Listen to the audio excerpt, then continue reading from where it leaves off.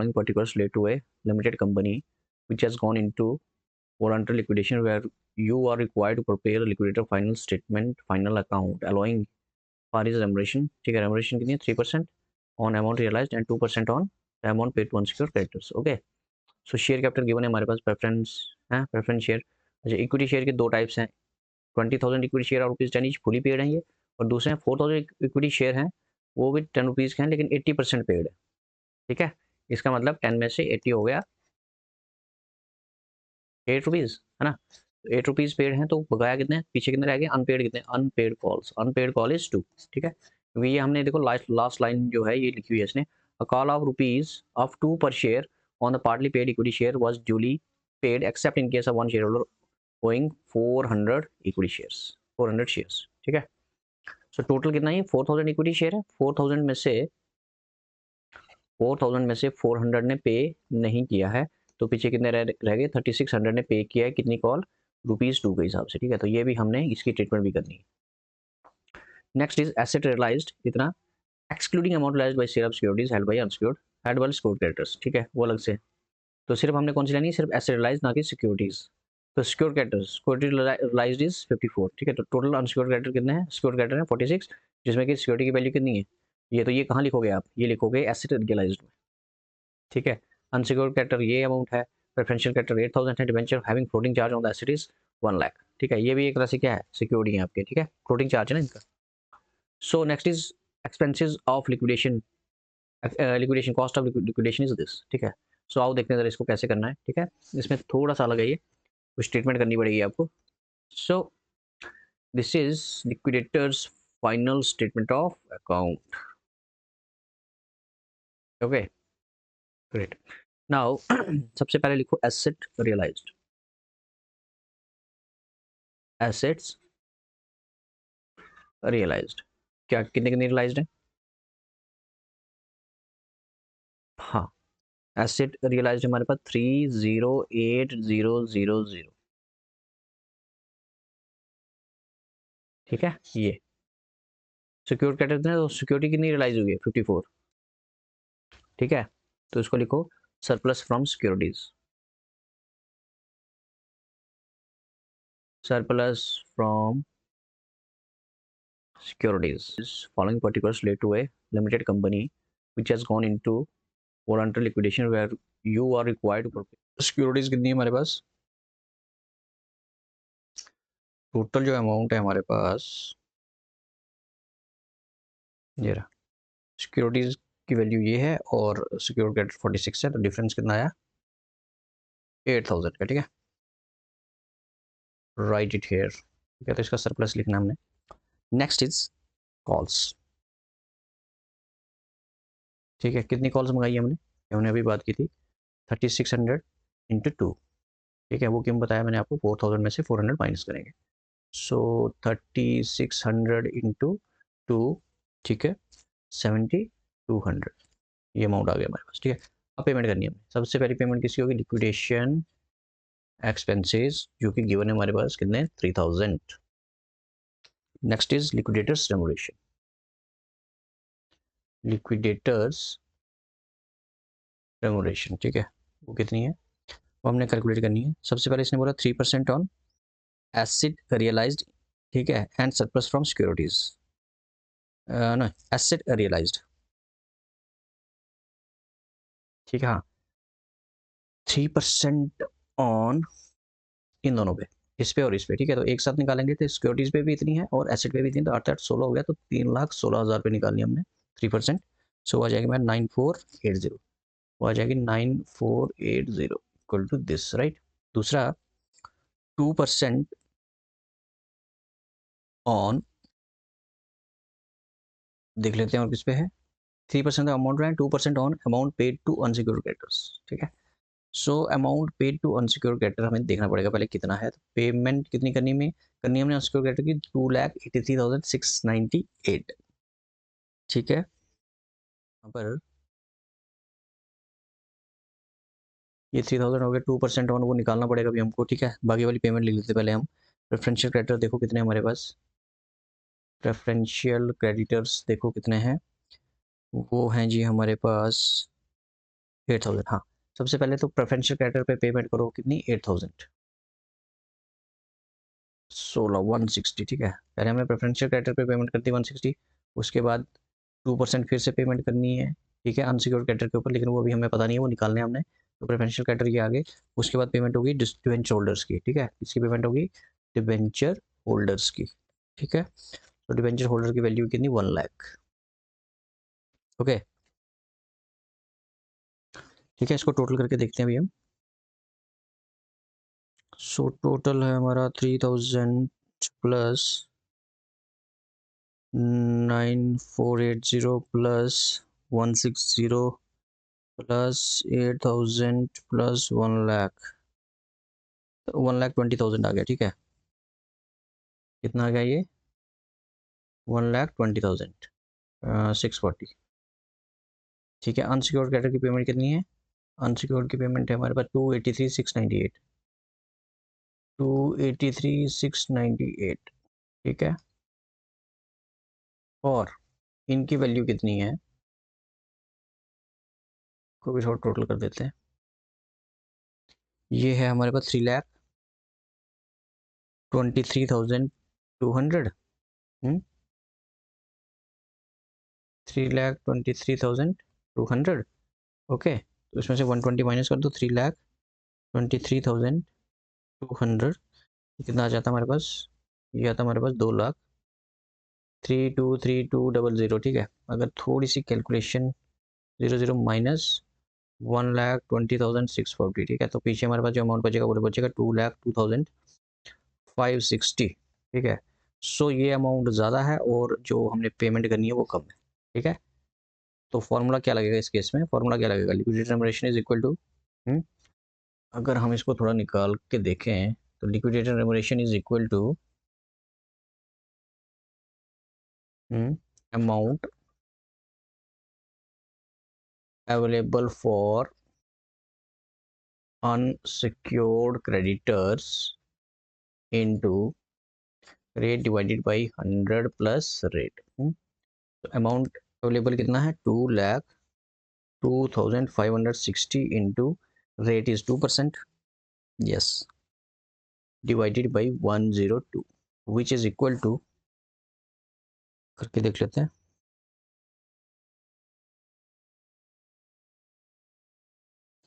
397, which is equal to 397 1.764 है ना। इसको थोड़ा सा 3972 पॉइंट हम हटा देते हैं, ठीक है, अप्रॉक्सीमेटली लिख देते हैं 3972, ठीक है बेटा। सो इस तरीके से निकलेगा ये। अब लिख दो यहाँ पर, इसके ऊपर पेमेंट की हमने 202,560, ठीक है।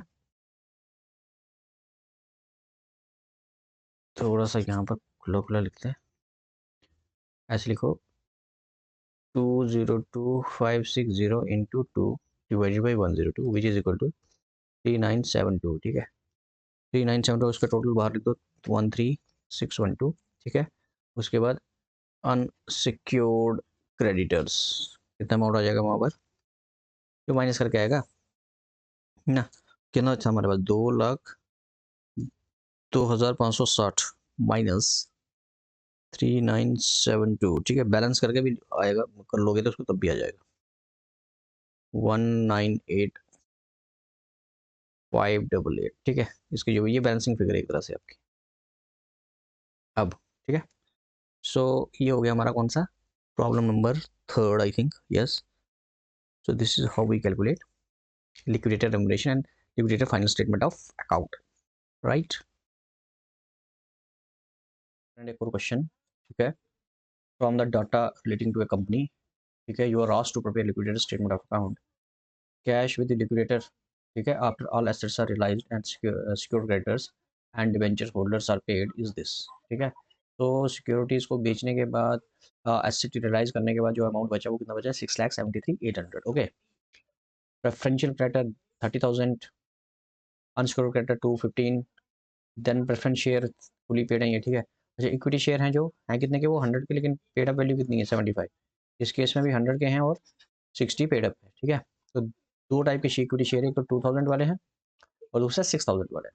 Liquidators remuneration 2% on preferential and other unsecured creditors, 2% मिलेगी प्रेफरेंशियल और अनसिक्योर्ड क्रेडिटर के ऊपर।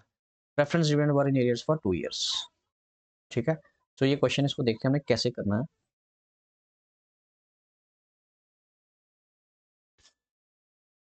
तो सबसे पहले हम लिखेंगे इसमें जो भी हमारे पास अवेलेबल है, जो भी हमने सेल किया ना, तो कैश इन हैंड है विद लिक्विडेटर, वो कितना अमाउंट है 6,73,800 है, ये वाला 673,800। ओके, नेक्स्ट इज, आ जाओ इस साइड, लिक्विडेटर्स रेमुनरेशन। हाँ, ये कैलकुलेट करेंगे सबसे पहले हम। तो इसमें सीधा सीधा बोला हुआ है लिक्विडेटर रेमुनरेशन कहाँ गया। Liquidator remuneration 2% on preferential creditor and other unsecured creditors. Means आपके प्रेफरेंशियल क्रेडिटर हैं कितने 30 एंड ये कितने हैं 2, सो टोटल हो गया 2,45,000। तो 2,45,000 पे हम क्या देंगे, कमीशन देंगे, कितनी 2% के हिसाब से। तो 2% on 2,45,000 and it will come 4,900।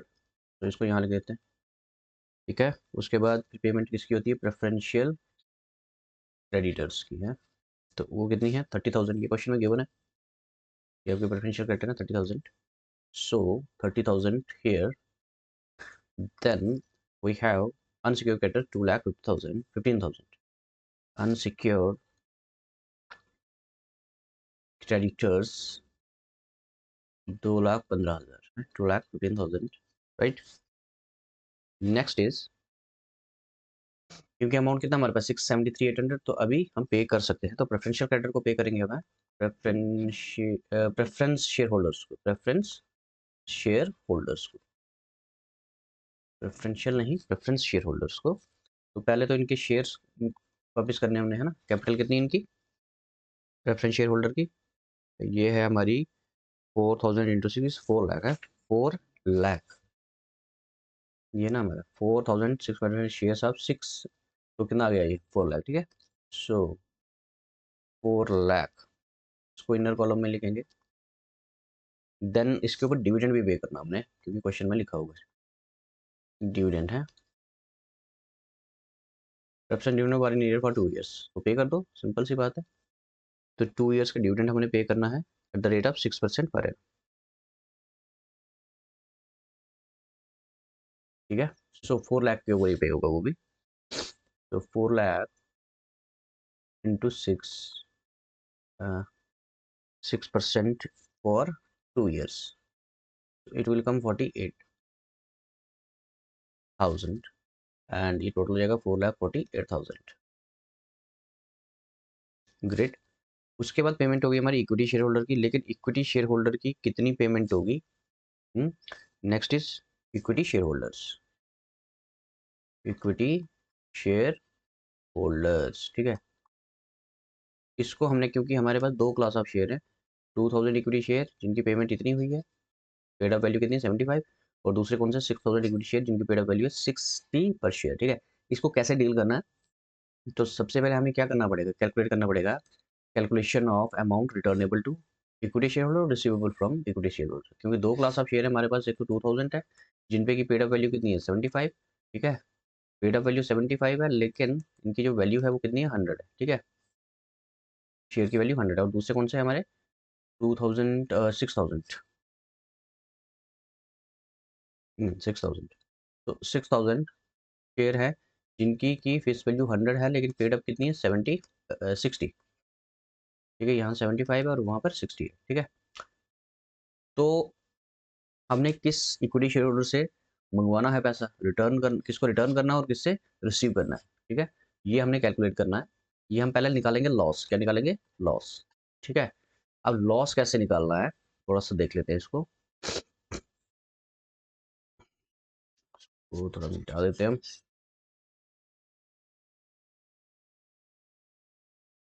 Great. अब लॉस कैसे निकालना है, लिखेंगे यहाँ पर जो जो हमारे पास अवेलेबल है। कैश इन हैंड वो है हमारे पास 673 800 ऐसे करते हैं,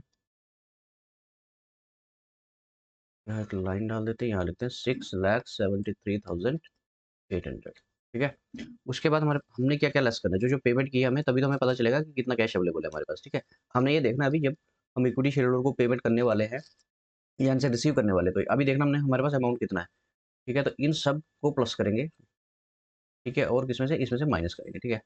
सो लिखेंगे वही लिखना है जो हमने लिखा हुआ है, लिक्विडेटर रेमुनेशन है हमारे पास 4,48,000, ठीक है, वो टोटल हमने लिख दिया है यहाँ पर, ठीक है। उसके बाद पेमेंट हमने की है किसकी, प्रेफरेंशियल क्रेडिटर्स की, ठीक है। वो कितने हमारे पास 30,000 I think, yes 30,000। Then we have payment for unsecured creditors, unsecured creditors वो है हमारे पास 2,15,000। Then we have payment for preference creditors, preference share holders, ठीक है, वो हमने कितनी की पेमेंट, वो है 4,48,000, उल्टा हो गया ना काम। Liquidator remuneration is 4,900। Okay great. So होता रहता है, कोई बात नहीं। अब इसका टोटल कितना था, 6,97,900, ठीक है। तो इसका मतलब क्या हुआ, अनसिक्योर्ड क्रेडिटर तो पूरी पेमेंट हो गई, लेकिन जब प्रेफरेंस शेयर होल्डर की पेमेंट करने की बारी आई तो हमें अमाउंट क्या पड़ गया, कम पड़ गया, ठीक है। क्योंकि अब यहाँ पर हमारे पास अवेलेबल कितना, 673,800, और पेमेंट कितना करनी है, 697,900, ठीक है। सो डिफरेंस कितना आ रहा है, टोटल डेफिशिएंसी कितनी आ रही है, 24,100। Now this is the loss, ठीक है, this is the loss, right. Now अब करना क्या हमको, हमें क्या करना है, ऐड इक्विटी शेयर होल्डर का भी पैसा ऐड करो, ऐड पेड वैल्यू है ना 2,000 इक्विटी शेयर होल्डर्स, ठीक है, at the rate of 75, right. वो आ जाता है 1,50,000। टोटल लॉस निकालेंगे अभी हम, ठीक है। ये तो आ गया लॉस एक, दूसरा ये हो गया, तीसरा 6,000 equity shares at the rate of 60 पर शेयर है, तो ये आ गया हमारे पास 3,60,000, 3,60,000। तो बेटा इसको टोटल करेंगे अभी हम, राइट। तो टोटल करके आ गया 5,34,100, ठीक है, ये टोटल हो गया, ओके। ये हमारे पास total loss, total loss. Now this loss is borne by equity share holder, ठीक है। दिस लॉस इज लॉस, ऐसे loss to be borne by equity share holders, ठीक है। लेकिन कौन कितना लॉस पे करेगा, ठीक है, क्योंकि जब भी हमारी कंपनी वाइंड अप होती है तो जो for contributing to the any loss, right. So number of share holder कितने हमारे पास, number of equity share holders वो है हमारे पास 8,000, है ना। 8,000 कहाँ से आ गया, 2,000 प्लस 6,000, 2,000 प्लस 6,000, ठीक है। तो टोटल लॉस है, तो टोटल लॉस को डिस्ट्रीब्यूट करेंगे हमसे, ठीक है। So loss per equity, loss per equity share is equal to 5,34,100 divided by 8,000, which is equal to 66.75 rupees है पर शेयर। इतना जो लॉस है वो हर एक शेयर होल्डर उठाएगा।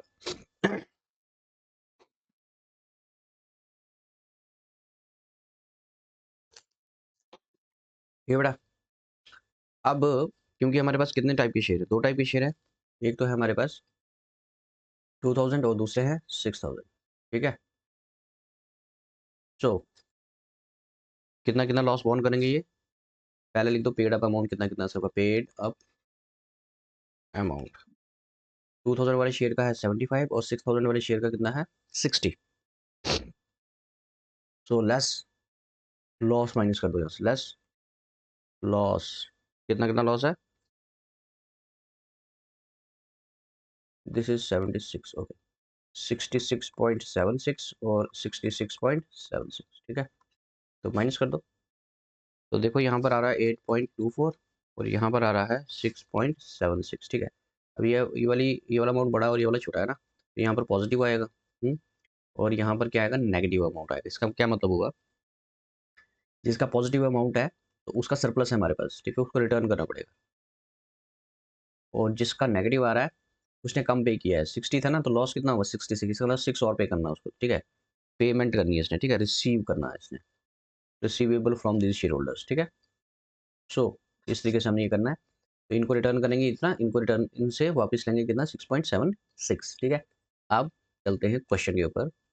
यहाँ पर लिखेंगे, यहाँ पर लिख दो इक्विटी शेयर होल्डर, ठीक है, क्यों 2000 इक्विटी शेयर है, 2000 इक्विटी शेयर, ठीक है। किस रेट पे हम इनको वापस देंगे, एट द रेट ऑफ 8.24, ठीक है, अभी निकाला हम ये वाला। तो ये कितना आता है हमारे पास, 16,460, ठीक है, क्योंकि ये अब यहाँ पर मंगवाएंगे पैसा हम, ठीक है, उनसे मंगवा लेते हैं ताकि हमारे पास बैलेंस बना रहे, ठीक है। इसको आप कैश लिख सकते हो, कैश अकाउंट है ना, कैश अकाउंट, ब्रैकेट में लिख दो amount called from 6,000 share holders at the rate of 6.76 पर शेयर, ठीक है। तो वो कितना अमाउंट आता है हमारे पास, 40,560, टोटल कर दो अब। सो टोटल इज 714,360, 7,14,360, यहाँ पर भी 7,14,360, ठीक है बेटा। तो ये टोटल हो गया हमारे पास। तो इस तरीके से हमने ये क्वेश्चन को सॉल्व करना।